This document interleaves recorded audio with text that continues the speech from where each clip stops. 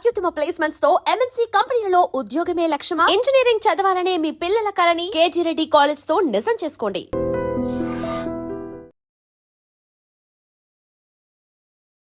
Welcome to IT news. This is Pavan. Municipal ఎన్నికలు ప్రచారం అయితే చివరి దశకి చేరుకుంది.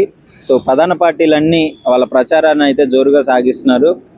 ముఖ్యంగా వాళ్ళ హామీలు, వాళ్ళు చేసిన పనులు అవన్నీ చెప్తూ ప్రజలు మాకే ఓటేయాలని చెప్పేసి పట్టణాల్లో మున్సిపల్ ఎన్నికల హీట్ అయితే ప్రజల వరకు చేరింది. ఈరోజు అయితే ముఖ్యంగా లాస్ట్ డేట్ అని చెప్పుకోవచ్చు ప్రచారానికి. మరి ప్రజలు కాంగ్రెస్కి పట్టం కడతారా, బీఆర్ఎస్కి పట్టం కడతారా, బీజేపీకి ఏ విధంగా ఉంది అని చెప్పేసి చూసుకున్నట్లయితే ముఖ్యంగా కాంగ్రెస్ అయితే ధీమా వ్యక్తం చేస్తుంది.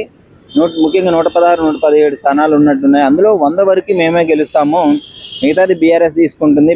అది కూడా బీఆర్ఎస్ బీజేపీ పొత్తులో ఉన్నారని చెప్పేసి కాంగ్రెస్ వాదనలు అయితే వినిపించడం జరుగుతుంది. కాంగ్రెస్ లీడర్స్ అదేవిధంగా బీఆర్ఎస్ వాళ్ళు చెప్పడం జరుగుతుంది, ఈ కాంగ్రెస్ అనేది రివెంజ్ పాలిటిక్స్ చేస్తూ, మమ్మల్ని క్యారెక్టర్ అసాసిన్ చేస్తూ, మా మీద కేసులు పెట్టి ఈ విధంగా ఓట్లల్లో మున్సిపల్ ఎన్నికల్లో మా మీద ఎఫెక్ట్ చూపించడానికి ఈ విధంగా చేస్తుందని చెప్పేసి బీఆర్ఎస్ కార్యకర్తలు చెప్పడం జరుగుతుంది. ముఖ్యంగా ఒకసారి కార్యకర్తలను అడిగి తెలుసుకుందాము ఎలాంటి పరిస్థితులు ఉన్నాయని చెప్పేసి. నమస్కారం.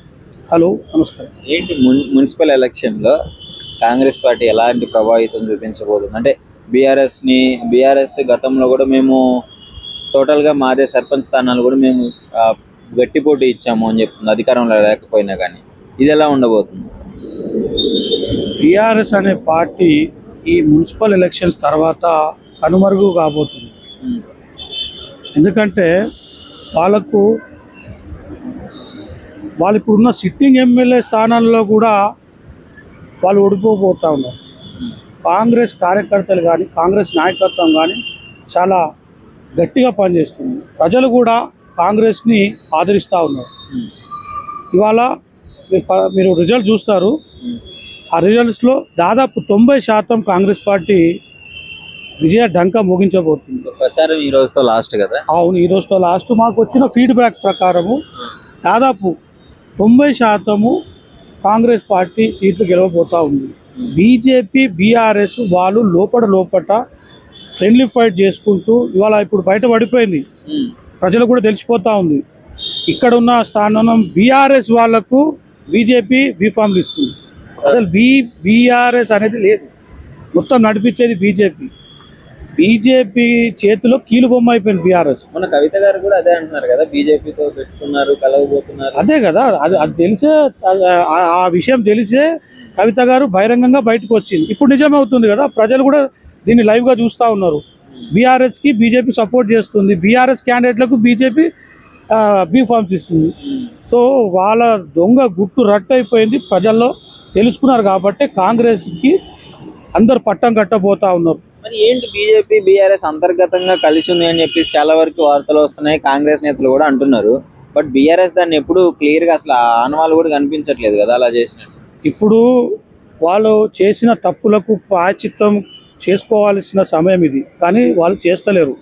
ఉల్టా కోత్వాల్కు మారా చోర్ అన్నట్టు మొన్న మీరు చూస్తే నోటీస్ చేయకపోతే సజ్జనార్ గారిని కూడా వాళ్ళు ఇష్టం వచ్చినట్టు, ఆయన జీవన్ రెడ్డి మాజీ MLA IAS officer Sajjanar sir track record చూసుకుంటే ఒక good officer in the India. ఆయన లాస్ట్ టైం ఇలా గవర్నమెంట్లోనే ఒక ఎన్కౌంటర్ చేస్తే అప్పుడు మంచోడు, ఇప్పుడు చెడ్డోడు. ఎందుకనంటే ఆయన వర్క్ ఆయన చేస్తుండు. ఇక్కడ అప్పుడు వాళ్ళు చెప్తే ఆయన వర్క్ చేసిండు, ఇక్కడ మేము చెప్తే అంటే గవర్నమెంట్ ఏది చెప్తే, గవర్నమెంట్లో ఏం తప్పులు జరిగినా వాళ్ళు పట్టుకుంటారు, వాళ్ళ డ్యూటీ అది, అదే కదా వాళ్ళ డ్యూటీ. అప్పుడేమో మంచోడు సజ్జనార్ గారు, ఇప్పుడేమో చెడ్డోడు అన్నట్టు ఆయన ఒక మాజీ ఎమ్మెల్యే. అట్లా ఫ్లిమ్టీ లాంగ్వేజ్తో అసలు అటువంటి వర్డ్స్ యూజ్ చేయడం మేము తీవ్రంగా ఖండిస్తున్నాం. అది ప్రజలు చూసి అసహించుకుంటున్నారు ఈ బీఆర్ఎస్ నాయకులను. దానికి ఏం చెప్పదలుచుకున్నారు? బీఆర్ఎస్ వైఖరి ఎలా ఉంది మున్సిపల్ ఎలక్షన్లో కావచ్చు, పోటీ ప్రచారంలో కూడా కావచ్చు? నేను చెప్తా ఉన్నాను, బీఆర్ఎస్ అనేది కనుమరుగు కాబోతా ఉంది. ఇది మీరు అండర్లైన్ చేసుకోండి. వాళ్ళకు అసలు మొన్న సర్పంచ్ ఎలక్షన్లో ఎవడు దిక్కేలేడు వాళ్ళకి క్యాండిడేట్లు, అంటే వాళ్ళ సింపథైజర్లు. ఈ బీజేపీ బీఆర్ఎస్ వాళ్ళు కూర్చొని వాళ్ళని వీళ్ళని ఇక లోకల్లో ఉన్న వాళ్ళని అది అయిపోయింది. సర్పంచ్ ఎలక్షన్స్ అయిపోయింది, సాగు దెబ్బ తిన్నరాలు. ఇప్పుడు మొత్తం వాళ్ళ పార్టీ భూస్థాపితం కాబోతుంది బీఆర్ఎస్ పార్టీ. Thank you. మనతో మున్సిపల్ చైర్మన్, అదేవిధంగా మాజీ MLA, senior Congress spoke person Katkam Mrutyunjayam గారు ఉన్నారు. మున్సిపల్ ఎలక్షన్లో కాంగ్రెస్ ఏ విధంగా దూసుకెళ్ళిపోతుంది, బీఆర్ఎస్ని ఏ విధంగా ఎదుర్కొని పోతుంది, అంటే బీఆర్ఎస్ ఏమైనా ప్రభావితం చూపించే అవకాశం ఉందా లేదా, ఇలాంటి మరిన్ని అంశాల గురించి సార్ని అడిగి తెలుసుకుందాము. సార్ నమస్కారం సార్. నమస్తే. సార్ ఎలా ఉంది సార్ మున్సిపల్ ఎలక్షన్ జోరు? చాలా బ్రహ్మాండంగా ఉన్నదండి. కాంగ్రెస్ పార్టీ నిన్న మేము చేసినటువంటి అసెస్మెంట్ ప్రకారంగా ఆ, దాదాపు 90 నుంచి 100 సీట్లు గెలిచేటువంటి అవకాశం కాంగ్రెస్ పార్టీకి ఉన్నది 116 మున్సిపల్ సీట్లలో. అదేవిధంగా మున్సిపల్ కార్పొరేషన్స్ ఒకటి రాట తప్ప అన్ని గెలిచే అవకాశం ఉన్నది. ప్యూర్లీ డామినేట్ చేస్తుంది కాంగ్రెస్ అని అంటున్నారు, అంతేనా సార్? తప్పకుండా. ఎందుకంటే ఇప్పుడు ఎవరు ఎన్ని మాటలు మాట్లాడినా ఎంతసేపటికి ఇతర పార్టీలకు మాట్లాడడానికి ఎజెండా లేదు, సబ్జెక్ట్ లేదు. రేవంత్ రెడ్డి గారు ఇట్లా మాట్లాడుతారు, రేవంత్ రెడ్డి గారు అట్లా మాట్లాడుతారు అనే సబ్జెక్ట్ తప్ప అసలు మరి కాంగ్రెస్ పార్టీ చేయని పనులు ఏమన్నా ఉన్నాయి, చేసిన పనులు ఏమన్నా ఉన్నాయి, లేకుంటే మేము చేసింది ఇది. భారతీయ జనతా పార్టీ కానీ ఇప్పుడు ఇన్ని సంవత్సరాల అధికారం తర్వాత మరి ఏ మున్సిపాలిటీలలో ఏమేమి పనిచేసిందని బీజేపీ కూడా చెప్పాలి ఓట్లు అడగాలంటే. అది లేదు. ఇప్పుడు బీఆర్ఎస్ వాళ్ళు అయితేనే వాళ్ళు గ్రామాలలో చేసిన పని అంతా ఏందో మనది తేట తెల్లమైపోయింది. దాదాపు 70% సీట్లు కాంగ్రెస్ పార్టీ సర్పంచులు గెలిచినారు. ఇంకా కొంతమంది మిగిలిన వాళ్ళు మళ్ళీ కాంగ్రెస్ పార్టీలో కూడా చేరినారు. ఇప్పుడు వాళ్ళు వచ్చి ఎంతసేపటికి రేవంత్ రెడ్డి గారు అది మాట్లాడిండ్రు ఇది మాట్లాడిండ్రు తప్ప అసలు రేవంత్ రెడ్డి గారిని తిట్టుడు ఎజెండా తప్ప వాళ్ళకి ఇంకో కార్యక్రమమే లేదు. 10 ఏళ్ళ నుంచి ఏం చేయని కార్యక్రమాలు ఇప్పుడు రేపు మున్సిపల్ అధికారానికి వస్తే మేమే చేస్తామనంటే ఎవరు నమ్ముతారు? వాళ్ళ చేత అటు కేంద్రంలో అధికారం ఉండదు, రాష్ట్రంలో అధికారం ఉండదు. కాబట్టి ప్రజలు కాంగ్రెస్ పార్టీని రేవంత్ రెడ్డి నాయకత్వాన్ని విశ్వసిస్తూ ఉన్నారు. అంటే ఈ మధ్య కాలంలో బీఆర్ఎస్ నుంచి ఇప్పుడు మన సీఎం గారు రేవంత్ రెడ్డి గారు రివెంజ్ పాలిటిక్స్ చేస్తున్నారు. బీఆర్ఎస్ వాళ్ళందరినీ జైల్లో పెట్టడమే ఆయన పనిగా పెట్టుకున్నాడు, అసలు ప్రజా పరిపాలన లేనే లేదు అని చెప్పేసి వాళ్ళు మాట్లాడడం జరుగుతుంది. దానికి ఏం చెప్తారు సార్? ఇప్పుడు ఎవరి మీద రెవెన్యూ తీసుకున్నారు? ఒకవేళ రెవెన్యూ తీసుకోవాలని అనుకుంటే వీళ్ళందరూ రోడ్ల మీద తిరుగుతారా? తప్పకుండా. ఏది ఏ కేసు ఇప్పుడు వీళ్ళందరి మీద కేసులు ఉన్నాయి, అందరి మీద ఎంక్వైరీ జరుగుతూ ఉన్నది. మేమే చేస్తే కావాలని రేవంత్ రెడ్డి కక్షతో చేసిందనేటువంటి ఉద్దేశం రేపు పొద్దునట్టు తప్పు పట్టేటువంటి ప్రమాదం ఉన్నది. కాబట్టి కొన్ని కేసులు సిబిఐకి కూడా ఇవ్వడం జరిగింది. తర్వాత కేంద్ర ప్రభుత్వానికి కూడా రాసినారు. ఇవన్నీ రాసిన తర్వాత భారతీయ జనతా పార్టీ వాళ్ళు బీఆర్ఎస్ వాళ్ళు ఇద్దరు కుమ్ముక్కయి ఎక్కడ వాళ్ళు బలహీనంగా ఉంటే వీళ్ళు సపోర్ట్ చేయడం, వీళ్ళు బలహీనంగా ఉంటే వాళ్ళు సపోర్ట్ చేయడం, వాళ్ళు ఆ పని చేసుకుంటూ మేము ఎవరినో టార్గెట్ చేస్తున్నామంటే ఇప్పుడు ఎవరిని టార్గెట్ చేసినాం? ఒకవేళ అందరినీ ఎవరినైనా నిజంగానే సీరియస్గా టార్గెట్ చేస్తే ఇప్పటికి వాళ్ళు బయట ఎందుకు తిరుగుతారండి? రోడ్ల మీద ఇట్లా తిరిగేటువంటి అవకాశం ఉండదు. ఒకవేళ రేవంత్ రెడ్డి కక్షపూరితమైనటువంటి వ్యవహారాలు చేయదలుచుకుంటే వాళ్ళు ఇప్పటికి జైళ్ళల్లో ఉండాలి. బహిరంగంగా ఏమి అంటే బీజేపీ కానీ బీఆర్ఎస్ కానీ కుమ్మకైనట్టు బహిరంగంగా ఏం తెలియట్లేదు. అంటే ఏంది ఇది అంతర్గతంగానే ఇట్లా కొనసాగిస్తున్నారు అని అంటారా? ఎలక్షన్ వరకే అంటారా? చాలా బహిరంగంగా తెలుసు.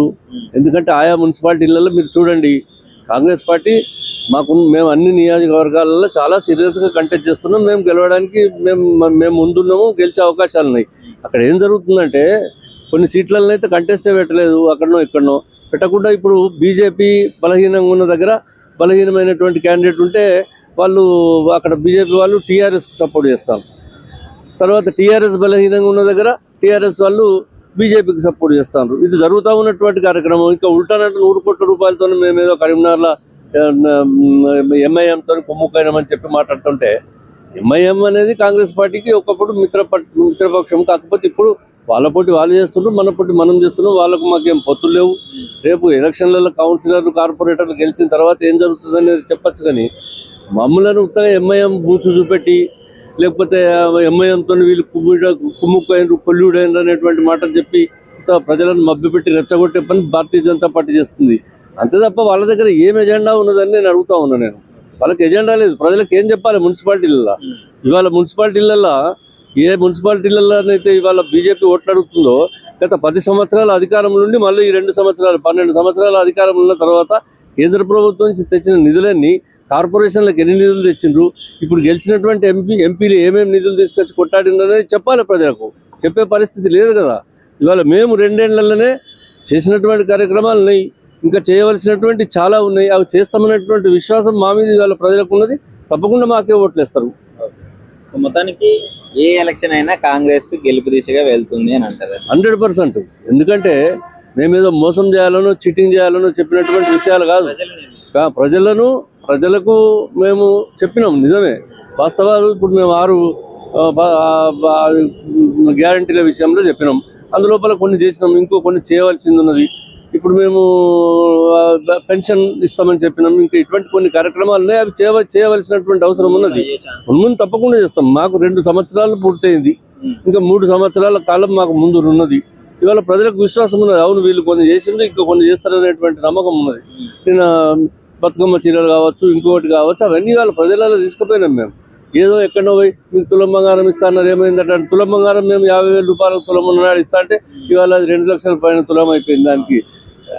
దాని గురించి ఎవరు అడుగుతలేరు మమ్మల్ని. ప్రజలు మీరు తులం బంగారం ఇస్తలేరు అని అడుగుతలేరు. కాకపోతే మేము ఇంకా చేసేటివి ఉన్నాయి, ఇంకా అవి ఇప్పుడు రైతు బంధు ఉన్నది, రైతు బంధు ఇవ్వాలి అని అడుగుతూ ఉన్నారు. ఇవాళ కూడా ముఖ్యమంత్రి గారు చాలా గట్టిగా చెప్పారు, మేము ఒక వారం లోపల రైతు బంధు రైతుల ఖాతాలలో వేస్తాం, ఇది మేము ప్రభుత్వ పక్షాన హామీ ఇస్తున్నామని అఫీషియల్గా ముఖ్యమంత్రి గారు చెప్పారు. కాబట్టి అన్ని కార్యక్రమాలు ఏదైతే చెప్పడం జరిగిందో అవన్నీ సంపూర్ణంగా పూర్తి చేస్తున్నాం. కాబట్టి మొన్న ఎలక్షన్లలో మాకు మద్దతు వచ్చింది. ఉదాహరణకు ఇప్పుడు భారతీయ జనతా పార్టీ మొన్న ఇక్కడ జూబ్లీహిల్స్ నిలబడేటువంటి ఎలక్షన్లలో డిపాజిట్ కూడా కోల్పోయింది. ఎవరో దీపక్ రెడ్డి కావచ్చు, ఎవరైనా కావచ్చు, బీజేపీ కదా. బీజేపీ ముఖం మీరు అక్కడ మొత్తం టౌన్ పట్టణ ప్రాంత ఓటర్లు మాదిక్కున్నదని చెప్పుకున్న దగ్గర ఎంతసేపటికి మరి వాళ్ళకు డిపాజిట్ కూడా పోయింది. అక్కడ ఎందుకు జరిగింది అక్కడ అంటే దానికి కారణం ఏంటంటే వాళ్ళ బలం తక్కువ మాత్రమే కాదు, డిపాజిట్ కావచ్చు వాళ్ళకు. వీళ్ళ ఓట్లు టీఆర్ఎస్కి వేయించిందని చెప్తున్నా నేను. టీఆర్ఎస్కు వీళ్ళ ఓట్లు వేయడం వల్ల వీళ్ళకు ఉన్న ఓట్లు పోయినాయి, అది గెలవలేదు, ఇది రాలేదు, అట్లా ఇది అది కార్యక్రమం. Thank you sir. Thank you.